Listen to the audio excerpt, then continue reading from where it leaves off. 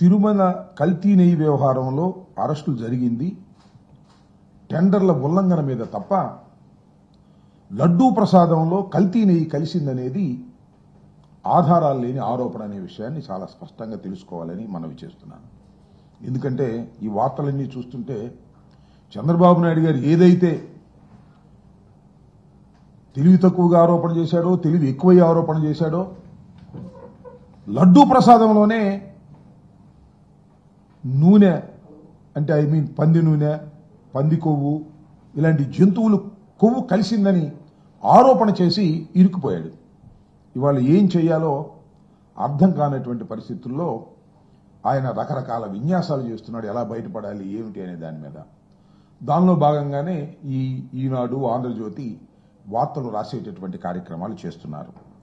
ప్రధానంగా ఇక్కడ గమనించవలసినటువంటి అంశం ఏమిటంటే మరొక్కసారి రాష్ట్ర ప్రజానీకం తెలుసుకోవాలి. తిరుమల తిరుపతి దేవస్థానం అనేది చాలా పవిత్రమైనటువంటి దేవాలయంగా ప్రపంచవ్యాప్తంగా కోట్లాది మంది భక్తులు భావిస్తూ ఉంటారు. అంతేకాదు పవిత్రతకే కాదు నాణ్యతకి, పరిశుభ్రతకి కూడా చాలా పేరు ప్రఖ్యాతులు గడించినటువంటి దేవాలయం. ఈ దేవాలయంలో అన్నప్రసాదాలు కానీ, ప్రసాదం కానీ తయారీలో, నాణ్యతలో, శుభ్రతలో నెంబర్ 1 అని పేరు. అన్ని దేవాలయాలు, ప్రపంచంలో ఉన్నటువంటి అనేకమైన దేవాలయాలు, దేశంలోని అనేక దేవాలయాలు ఈ తిరుమల తిరుపతి దేవస్థానంలో ఏ విధంగా ప్రసాదాలు తయారు చేస్తారు, ఏ విధంగా ప్రమాణాలు పాటిస్తారు అనే దాని మీద అధ్యయనం చేసి వారు కూడా దీని నుంచి తెలుసుకునేంత స్థాయిలో జరుగుతూ ఉంటాయి. ఇది అందరికీ తెలిసినటువంటి సత్యం. దశాబ్దాలుగా ఒక పద్ధతి అక్కడ ఏర్పాటు చేశారు. ఆ పద్ధతి ఏమిటంటే ఏదైనా సరే ఒక లడ్డూ ప్రసాదానికి ఆవు నెయ్యిని పవిత్రంగా వాడతారు. ఆ ఆవు నెయ్యి సరఫరా చేసేటటువంటి వారికి ప్రతి 6 నెలలకి ఒకసారి టెండర్ వేస్తారు. ఇదేది చంద్రబాబు నాయుడు గారు చేసిందో, జగన్మోహన్ రెడ్డి గారు చేసిందో కాదు, ఇది ఆనవాయితీగా వస్తున్నటువంటి అంశం. ప్రతి 6 నెలలకి ఒక టెండర్ పిలుస్తారు. ఈ టెండర్లో ఎవరైతే L1గా వస్తారో వారికి ఇస్తారు.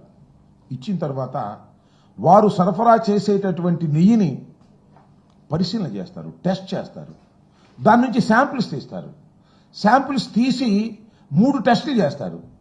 ఆ 3 టెస్టుల్లో పాస్ అయితే ఖచ్చితంగా ఇవి బాగున్నాయి, కల్తీ లేదు అని తెలిస్తేనే దాన్ని కొండ మీదకు పంపిస్తారు. ఇది ఇవాళ జరుగుతున్నటువంటి అంశం కాదు. ఒకవేళ ఆ 3 టెస్టుల్లో కల్తీ కానీ కరెక్ట్గా కానీ లేదు అని భావిస్తే వెంటనే తిరిగి పంపించేస్తారు. అలా జగన్మోహన్ రెడ్డి గారి హయాంలోనూ సుమారుగా 18 ట్యాంకర్లు పంపించేశారు.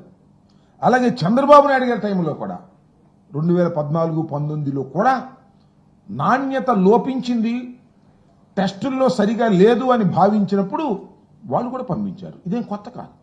చంద్రబాబు నాయుడు గారి హయాంలో కానీ, జగన్మోహన్ రెడ్డి గారి హయాంలో కానీ ఏదైతే టెస్టులు పాస్ కాలేదో, అక్కడ కరెక్ట్గా లెక్కలు రాలేదో ఆ నాణ్యతకు సంబంధించి వాటిని రిజెక్ట్ చేసి కిందకి పంపించేస్తారు.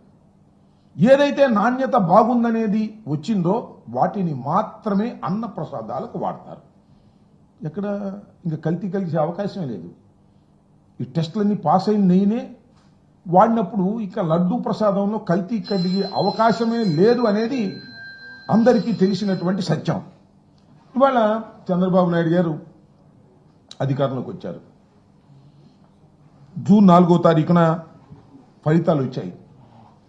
చంద్రబాబు నాయుడు గారు జూన్ 12వ తారీఖున ప్రమాణ స్వీకారం చేశారు.